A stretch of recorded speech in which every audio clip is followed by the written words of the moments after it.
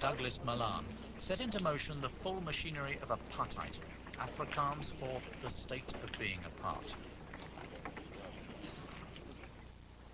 Segregation of non-whites became an emblem of the new regime, with blacks given separate living areas, being banned from intermarrying with whites, and denied the vote. Black aspirations had long been expressed by the African National Congress, the country's oldest political party.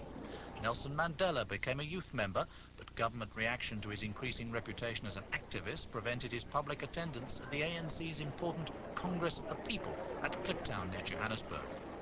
There, 3,000 blacks and coloureds, workers and students, peasants and traders eluded police cordons to adopt the Freedom Charter, which declared a desire for racial equality.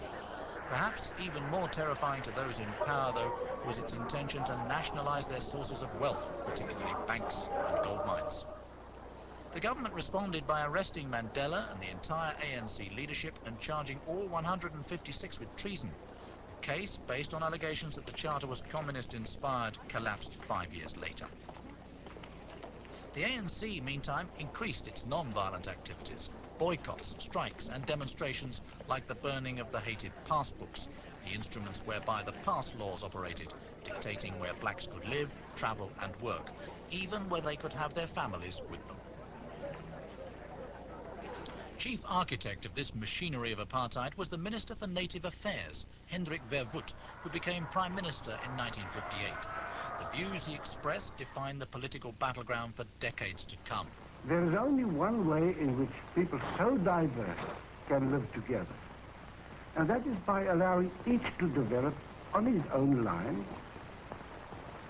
which gives a chance of full survival to the whites and to the blacks. If you don't do that, you'll get a clash between the one group which has technical knowledge and so much else on its side, and the other which has numbers on its side. The turning point followed the worst single clash of the period, the tragedy of Sharpeville in 1960.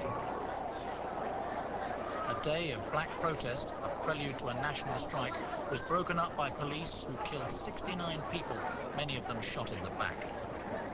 It ignited even deeper black hatred of white rule, precipitating riots which led to a state of emergency and the banning of the ANC. Through all this, Mandela himself was a banned person, confined to his home in Orlando, later renamed Soweto, except for attendance at the continuing treason trial. But when that collapsed in 1961, he went underground to organise a national strike.